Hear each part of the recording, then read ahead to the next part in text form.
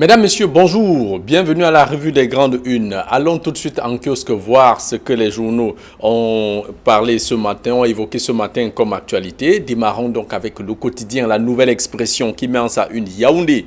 Un élève tue son enseignant à la suite d'une dispute avec son professeur de mathématiques. Il l'a poignardé à l'aide d'une arme blanche. Johnny Tchakounté, jeune enseignant de 26 ans, a succombé à ses blessures avant son arrivée à l'hôpital. Un acte criminel qui s'inscrit dans une dérive sécuritaire à répétition et persistante qui s'est emparée de l'école camerounaise ces derniers temps. Le journal parle aussi encore de dépravation des mœurs en milieu scolaire. Les jeunes font la tontine du sexe dans les lycées comme dans les universités. L'imagination est fertile. On parle de tontine, de charter, de shilling. Bref, le vocabulaire est long pour désigner ces pratiques sexuelles devenues courantes dans nos établissements scolaires. Le journal parle aussi du scrutin de février quand le boycott tourmente à Tangandji. Le ministre de l'administration territoriale a beau minimiser la portée du boycott dans ses sorties médiatiques, on découvre en lui un homme très préoccupé, ravagé par la phobie du boycott, écrit le journal. Voilà ce qu'on peut retenir du quotidien. La nouvelle expression qui évoque aussi en sa quatrième de couverture, le sommet de Pau, la France reste au Sahel. Le chef de l'État français et les présidents des 5 pays du G5 Sahel ont convenu à Pau, en France, d'un renforcement de leur coopération militaire. On parle évidemment de l'arrivée d'un contingent d'un peu plus de 200 militaires français. Voilà ce que dit le journal. Et justement à propos, le ministre français de la Défense qui indique que l'objectif est d'avoir une coordination très renforcée et un commandement conjoint.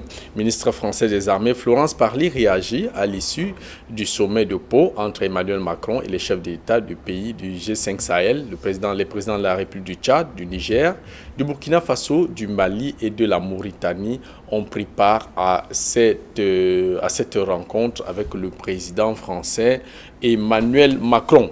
Et puis pour le quotidien Le Messager, met en sa une violence en milieu scolaire. Le journal revient encore sur ce drame de Colbisson.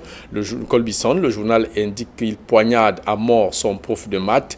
Élève en classe de 4e au lycée classique de Colbisson, Brice Bissengosso, 15 ans, a poignardé au compas son enseignant, la preuve de la dictature de la rue sur l'école, écrit le journal. Le journal parle aussi de commémoration. Il y a 51 ans, mourut Ernest Ouandié, l'ancien nationaliste, était donc fusillé le 15 janvier 1971. C'était à Bafoussam, devant l'actuelle division régionale police judiciaire.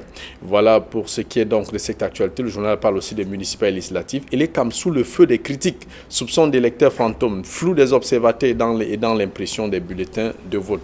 Voilà pour ce qui est du quotidien Le Messager. Le journal Le Jour met en sa une lycée classique de Colbisson, chronique d'un meurtre prémédité. Comment un élève de classe de 4e a tué son enseignant de mathématiques? Le journal se pose la question.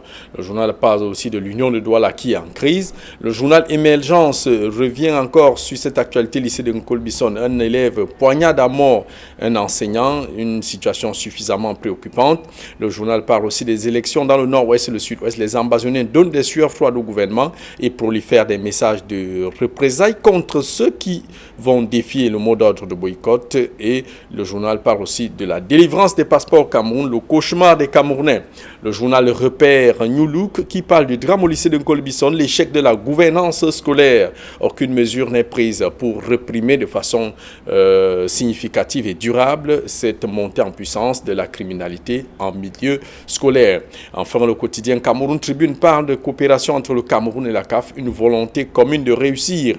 À l'issue de l'audience accordée par le Premier ministre chef du gouvernement Joseph Ndiongouté au président de la Confédération africaine de football, M. Ahmad Ahmad, en visite au Cameroun, ils ont depuis lundi, dans le cadre des préparatifs du CHAN 2020 et de la CAN 2021, s'est dit satisfait de l'engagement des autorités camerounaises tout en insistant sur la collaboration qui doit exister entre son organisation et le pays autre qu'est le Cameroun. Voilà donc pour ce qui est donc de la revue de presse ce matin en kiosque. Place à présent avec nos deux invités du mercredi que vous connaissez déjà certainement très bien. Casimir Désiré Tagne, le directeur de publication du journal Le Jeune Enquêteur, journaliste d'investigation. Bonne année et bienvenue à la revue des Grandes Unes, Casimir Désiré Tagne. Et ce sera évidemment avec l'actualité qui vous a marqué. Bonjour Jean-Paul, bonjour Idriss. Bienvenue aux téléspectateurs au mercredi de Casimir et Idriss sur Equinox Télévision. Vous m'enlevez dedans, je ne fais pas partie. Vous êtes l'intervieweur et nous sommes interviewés. Donc, dans tous les cas, c'est avec ou sans ou. Qu'on le veuille ou pas, c'est avec vous. Je voudrais, par rapport à l'actualité qui m'a marqué, je voudrais plutôt adresser des condoléances à la famille de ce jeune professeur Johnny Chakunte, qui vient de perdre leur fils à pratiquement 25 ans. Mais également, je voudrais adresser ma compassion à la famille du jeune garçon de 15 ans qui a poignardé. Parce que figurez-vous, lorsque vous restez à la maison et qu'on vous apprend que votre fils vient de poignarder à mort un enseignant, son enseignant, je crois que vous êtes d'abord plus affligé même que la famille du défunt. À la limite traumatisée. Je crois que c'est pratiquement cette famille doit être traumatisée à l'heure où nous sommes. Et je me demande bien qu'est-ce que je pourrais faire si j'étais à leur place. Idriss Lissom, bonjour et bonne année. Bienvenue à la revue des Grandes Unes. Et avec évidemment l'actualité qui vous a marqué avec un mot sur la chambre publique dans l'Union Ekele. Oui, merci. L'actualité ce matin ne peut être que plein de compassion et plein de tristesse. Et évoquant la chambre publique à Ezeka, Jean-Paul Chouniat, lorsque nous voyons ces garçons de 15 ans qui poignardent son enseignant, ça nous rappelle l'alerte que la chambre publique, par exemple à Ezeka, où nous avons toujours tiré l'alerte, au lycée d'Ezeka, au lycée bilingue d'Ezeka, au lycée technique d'Ezeka, où vous avez vu la nouvelle expression, on va y revenir, qui parle de tontine de sexe. Ça ne se fait pas seulement à Douala et Yaoundé. Je vous assure que même dans les régions les plus éloignées, comme celle de l'Union, comme à Ezeka, ça se fait. On vend le tramol au vieux au sud, des bons réseaux qui circulent dans connus par les forces de l'ordre, personne ne réagit.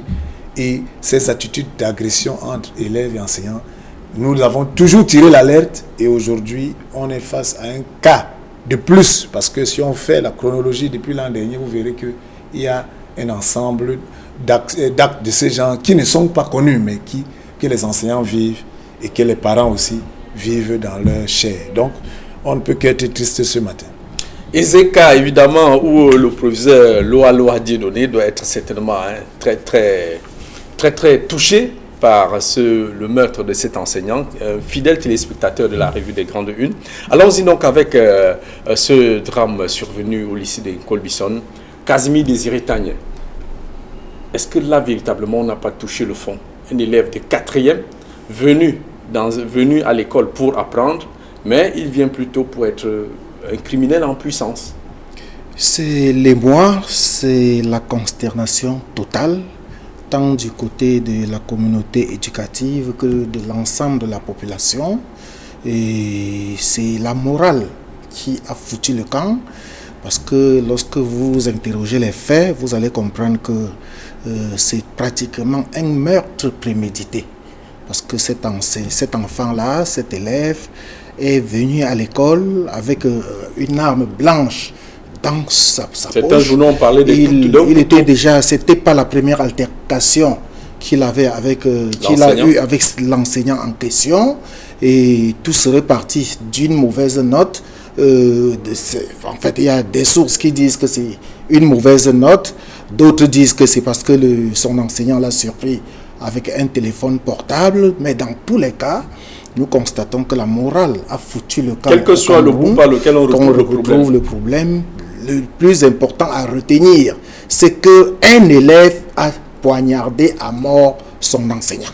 Et lorsque nous sculptons un peu ce fait-là, nous nous rappelons notre enfance. Est-ce qu'à 15 ans, à notre époque, vous pouviez avoir le courage d'affronter le professeur, surtout le professeur de mathématiques? Parce qu'il y a des matières de base, il y a des matières essentielles pour lesquelles on ne blague pas.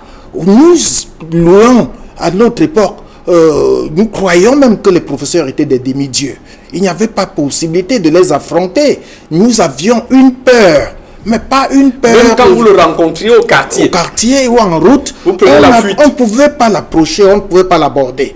Mais qu'à ce jour, un élève vienne en classe. D'abord, il faut dire, lorsqu'on écoute, lorsqu'on a suivi que cet enfant a d'abord utilisé le compas, les gens sont en train de penser qu'il s'agit du compas, du petit compas que les élèves utilisent. Non, il s'agit du compas géant que le professeur de mathématiques, donc un outil pédagogique qui a pratiquement la taille d'un mètre.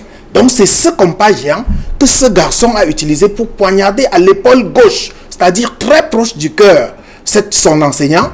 Et comme si cela ne suffisait pas, il a couru pour aller prendre son poignard qu'il avait soigneusement gardé dans le sac pour finaliser son acte qui était prémédité. Donc voilà pour l'histoire. Maintenant, on va commenter, ça va aller dans tous les sens et nous allons nous rendre compte, comme je l'ai dit à l'entame, la morale a foutu le camp. Et que ce soit d'un côté ou de l'autre, figurez-vous, il y a exactement 10 mois, au lycée bilingue de Daïdo, c'est un élève qui poignardait son camarade de classe. Cette fois-ci, c'est un élève qui poignarda son enseignant, son professeur de mathématiques. Qui sait ce que ça va se passer demain? Donc, il n'est pas exclu que demain, c'est un enseignant qui poignarde son élève.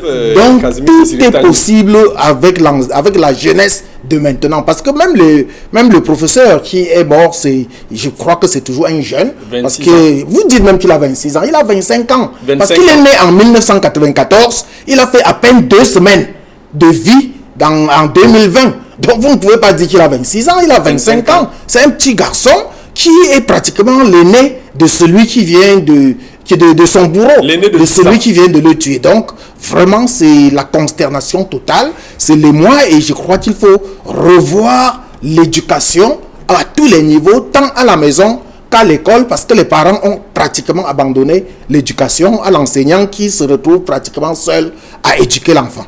Idriss Lissom, pour se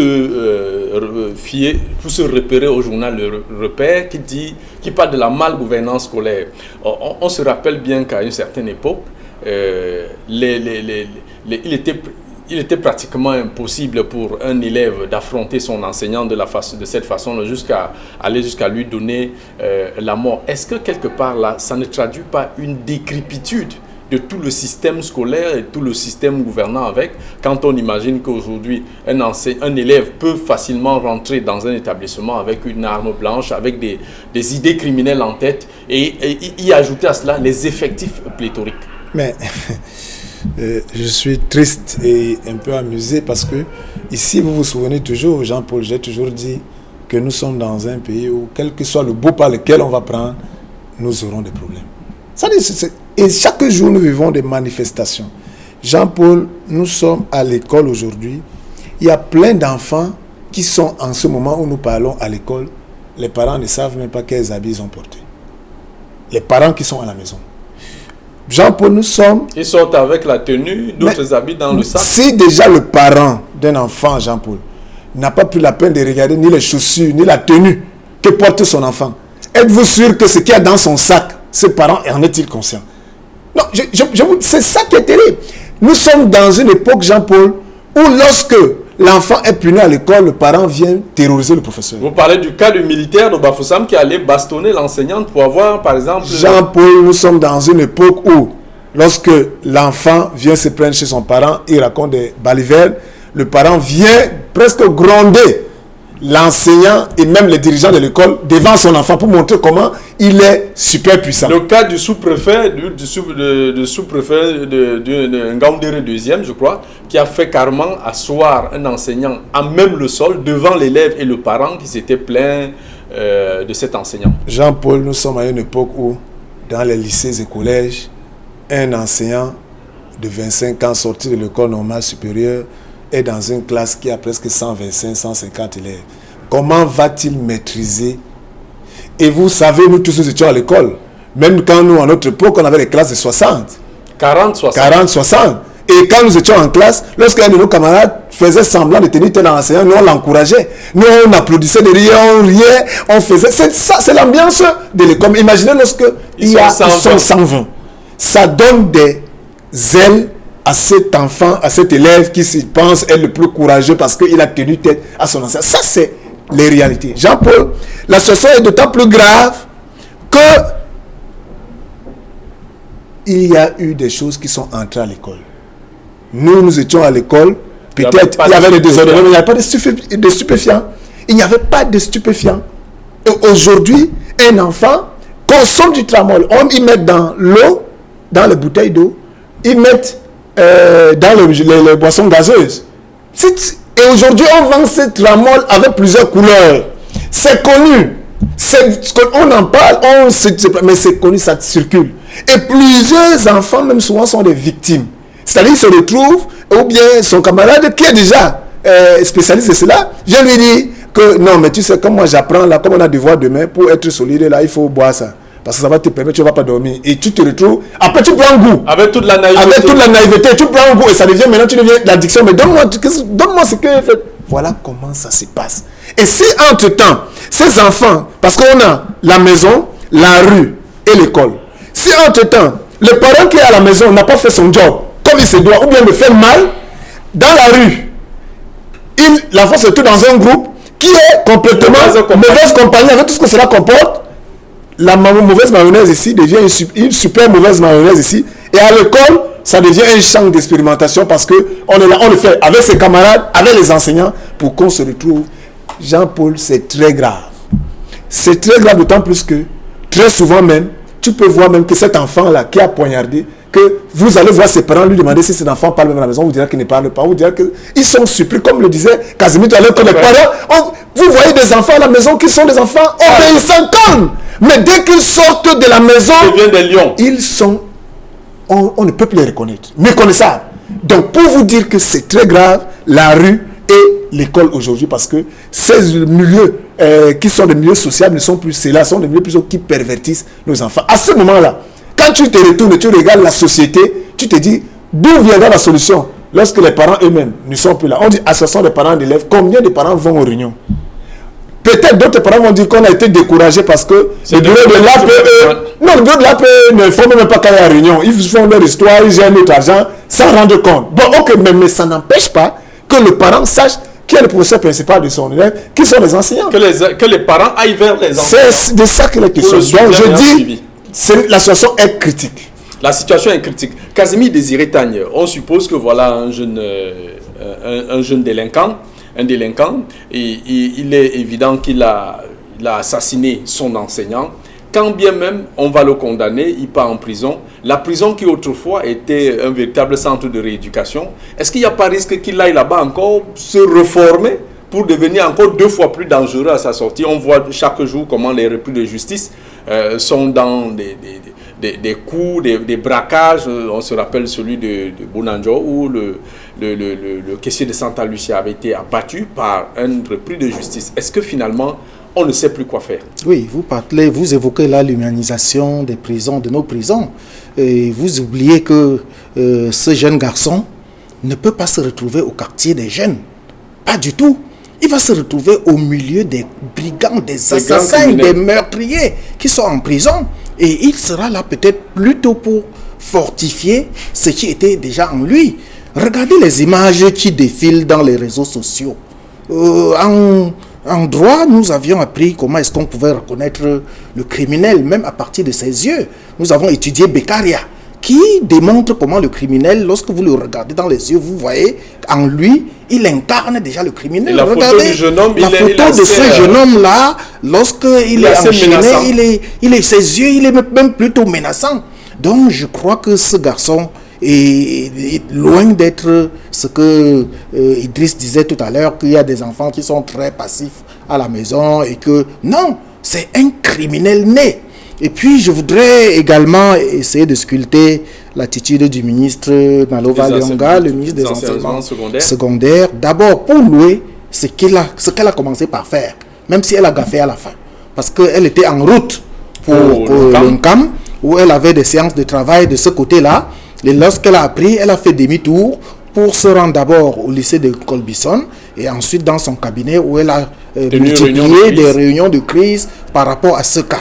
Mais lorsque nous tombons sur son communiqué de ce matin, nous tombons pratiquement des nues. C'est pratiquement un pavé qu'elle a jeté dans la mare en faisant croire que cet enseignant vacataire, puisqu'il faut bien dire que le garçon qui faisait des vacations au lycée, il faisait plutôt des vacations au lycée de Colbisson, et le ministre nous renseigne qu'il n'était pas à son poste, qu'il devait plutôt être dans un lycée dans le Noun précisément.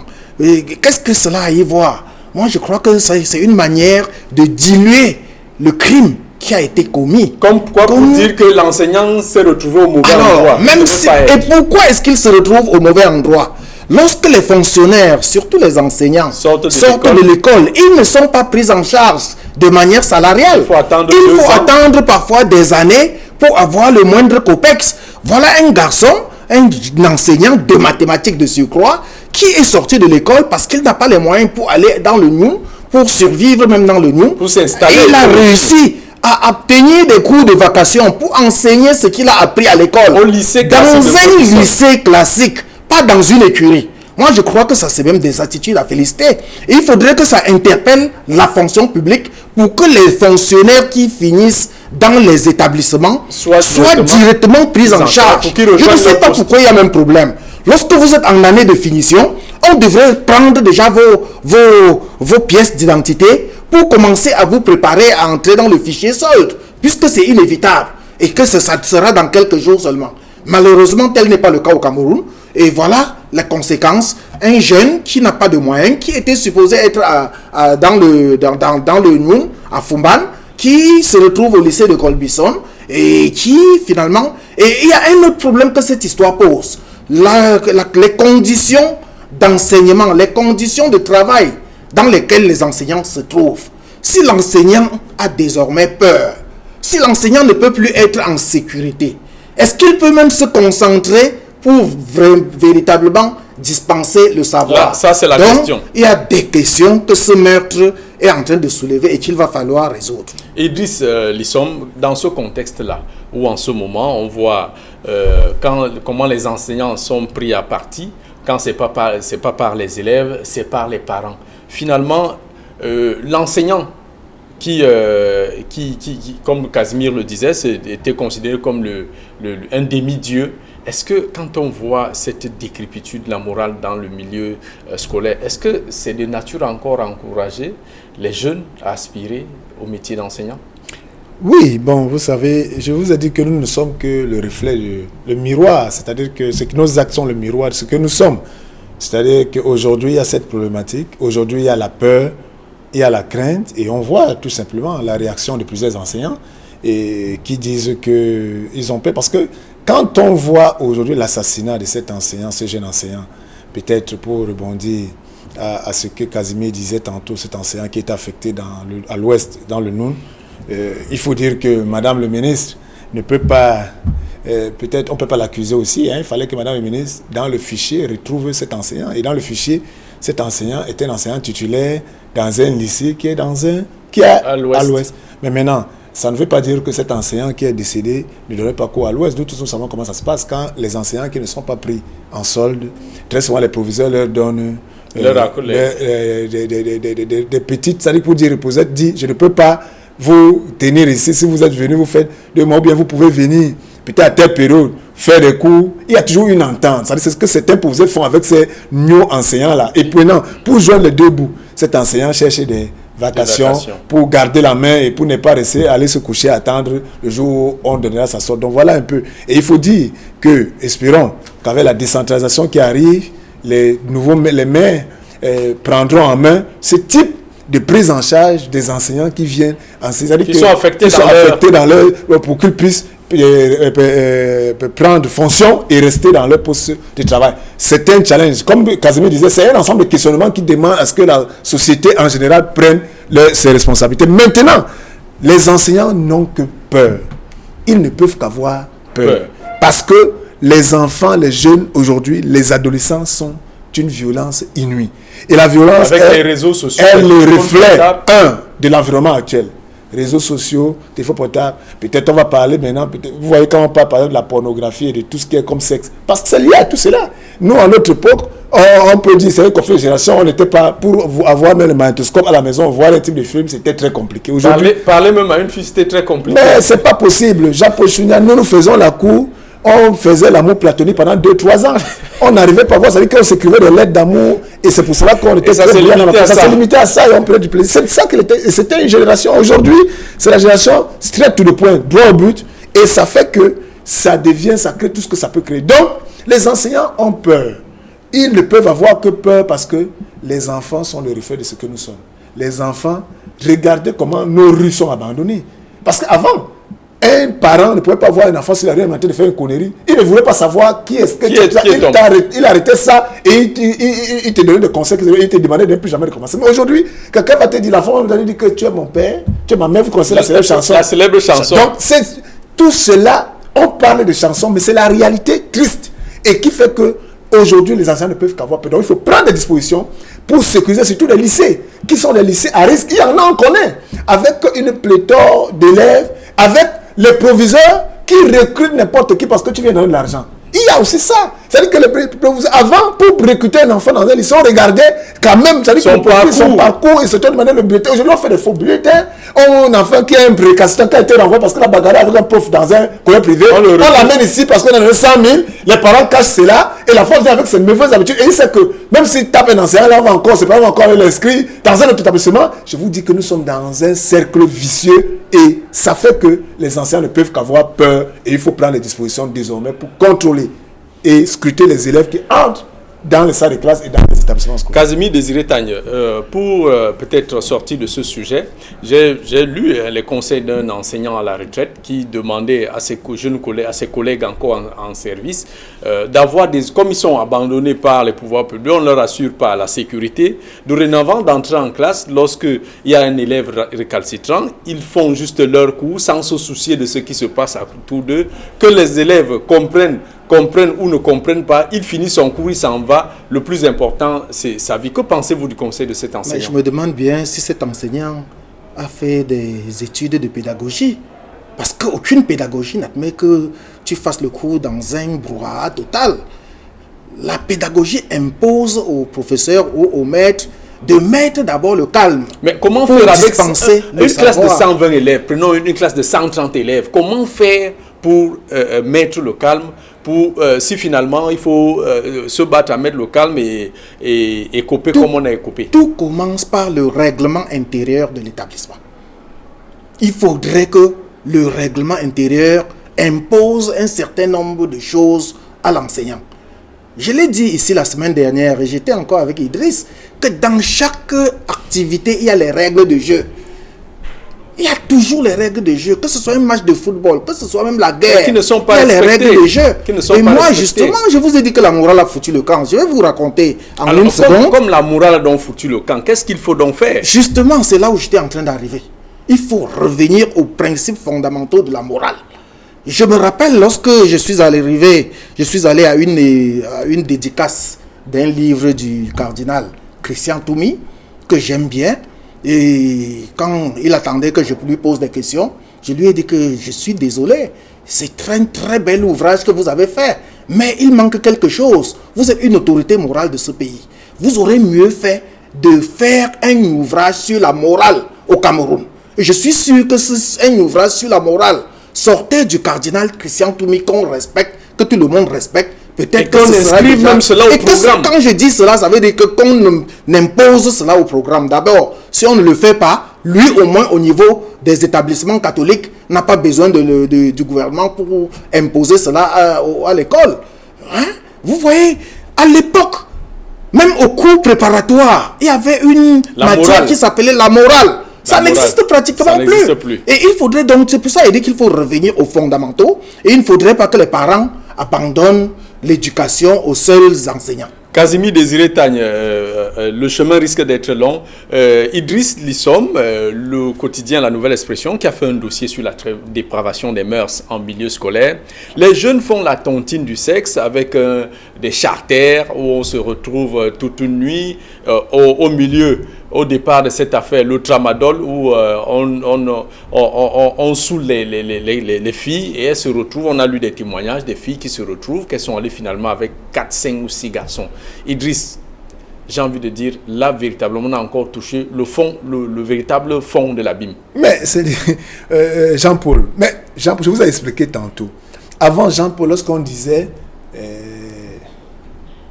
kermesse, lorsqu'on disait activité post- et périscolaire, les parents laissaient les enfants. C'était sans stress, on se savait que... C'était sain. C'était sain. Dans les clubs, on savait que club journal, club théâtre, club musique, club danse, on savait que c'était encadré par des enseignants. Le parent pouvait dormir tranquille. Il savait que tout cela se passerait sans problème. Lorsqu'on disait coopérative, on disait que non, cela se passe. Mais maintenant, Jean-Paul Chouniat, c'est des lieux très graves. C'est des lieux dangereux. Parce que lorsque vous laissez ces élèves, vous entendez tontine du sexe, ça veut dire que si un groupe de 5 garçons dangereux, pervers, se mettent ensemble, l'autre dit ma petite amie c'est elle, l'autre jour je lui ai donné le tramadol, ou tramol c'est la même chose, et nous tous on a couché avec elle. Il faut que toi aussi ta petite amie là, c'est son tour. C'est son tour. C'est son tour qu'elle a poussé. Comme elle est au club. Mais vous savez, elle ne peut pas venir. Et c'est comme ça. Oh, tu connais la technique, dis donc. Donne-lui le tout là. Jean-Paul Chouniat, les filles sont les premières victimes. Et certains garçons qui veulent faire sérieux et qui veulent dire qu'ils esquivent ces groupes sont piégés. Très souvent, eux-mêmes aussi victimes et abusés. Mais parce que quand on dit les victimes, il y a des filles, il y a des jeunes garçons. Jean-Paul Chouniat. Je vous dis que la situation est tellement grave. C'est gravissime. Pourquoi? Parce que derrière la filière de vente du tramadol, Jean-Paul Chouniat, il y a des adultes qui encouragent, qui ont les passeurs dans les lycées, dans les quartiers, dans la rue. Mais c'est terrible ça. Et c'est connu parce que nous, je parle de moi, pourquoi? Parce qu'on est dans une chambre publique, on a identifié les réseaux, on est allé donner ça aux autorités. Les autorités n'ont jamais bougé. Et quelqu'un, et un petit garçon de ce réseau vient nous dire, ils ne peuvent pas bouger parce qu'ils ont 50 000 par semaine. Vous voyez ça? Et cette autorité, ce commissaire, cette personnalité dans les lycées qui joue les surveillants, qui encourage ça, oublie qu'ils ont des enfants, Jean-Paul Chouniat, que demain c'est leur fille, ou les garçons, la boucle, c'est ça que les questions va se revenir. Et j'imaginerais, peut-être à ce moment-là que vous entendez qu'un commissaire arrivé dans un lycée pour tuer telle personne, et il aura oublié qu'il a laissé passer les filières de tramol. Et il a pris de l'argent. Il a pris de l'argent. Donc je vous dis que ce que nous vivons là, la perversion des mœurs, avec les réseaux sociaux, quand un enfant, Jean-Paul Chouniat de 17 ans a le téléphone, c'est pourquoi? Et ils ont des téléphones multimédia, des téléphones, smartphones que même les adultes n'ont pas. Même les enseignants. Comment font-ils pour avoir ces téléphones? Et dans ces téléphones, ces enfants ne vont jamais faire la recherche pour faire les exposés. Ils sont sur les réseaux de XXL avec tout ce que cela comporte de pornographie. Et il faut qu'ils expérimentent. Parce qu'à cet âge-là, dans l'adolescence, sur le plan physiologique, découvre quelque chose, on veut le mettre en expérimentation. Et quand un zozo, à côté, je vais vous dire que, mais hier, moi j'ai testé, j'ai fait mes études, vous ne pouvez pas savoir les gars. Je vous dis qu'il faut, il entraîne les autres à aller faire cela. Donc la conséquence, c'est formidable dossier de la nouvelle expression, la tontine de sexe fait rage dans nos lycées et collèges. Et même les universités. Voilà. Casimir Désiré Tagne. Vous avez perdu le verbe. Vraiment, par rapport, parce que déjà, je vais féliciter, je vais tirer un coup de chapeau à nos confrères de la nouvelle expression pour cet excellent travail de 5 pages, avec en prime l'interview de notre doyen Camille Nélé. Doyen Camille Nélé, qui, il faut le dire, est qui dit que les parents ont un rôle central et nécessaire pour la préservation de la morale de l'enfant. Justement, il faut dire Camille Nélé, c'est notre partenaire dans cette émission. C'est le consultant attitré de l'émission de la revue des Grandes Unes, qui il passe les mardis, jeudis et vendredis, et qui a donné beaucoup de leçons dans cette interview qu'il a accordée à la nouvelle expression. Il a remis surtout au goût du jour la responsabilité parentale. Parce que Idriss, justement, a chuté par les téléphones que les parents donnent aux enfants. Moi, j'ai assisté l'année dernière à un procès au tribunal de Ndokoti d'un enseignant et son établissement qui était traduit en justice par un parent, tout simplement parce qu'ils ont détruit un téléphone portable qu'ils ont récupéré à l'enfant en plein cours. Et justement, il faut se poser la question de savoir... L'enseignant a été condamné? L'enseignant, heureusement, n'a pas été condamné et le parent a été pratiquement déçu parce qu'il croyait que la justice devait tout simplement assassiner cet enseignant-là. Et certainement, ça devait être un haut placé. Et justement, je crois que ça devrait être un cas d'école. Et puisque je parlais tout à l'heure du règlement intérieur, si on détruisait systématiquement les téléphones portables qu'on attrape dans les sacs, entre les mains des enseignants, si on détruisait systématiquement ces téléphones portables, je suis sûr qu'aucun autre élève ne tenterait plus de venir à l'établissement avec son téléphone portable, avec les téléphones dernier cri, que les parents osent les acheter pour qu'ils utilisent pour faire des pornographies. Au lieu de faire des recherches, académiques et tout ce qui peut les aider. Donc, je chute par là. Il faudrait qu'on sanctionne de manière sévère tous ces comportements pervers qui se dessinent dans les établissements scolaires. Merci Casimir Désiré Tagna, vous êtes le directeur de publication du Jeune Enquêteur. Merci Lissom Idriss, un des initiateurs de la Chambre publique et il est aussi à ComNews. Merci d'avoir participé à disséquer cette actualité sur la dépravation des mœurs dans nos établissements scolaires, la criminalité et la pornographie. Mesdames, Messieurs, c'était tout pour cette édition de la Revue des Grandes Unes. Rendez-vous demain pour une autre édition.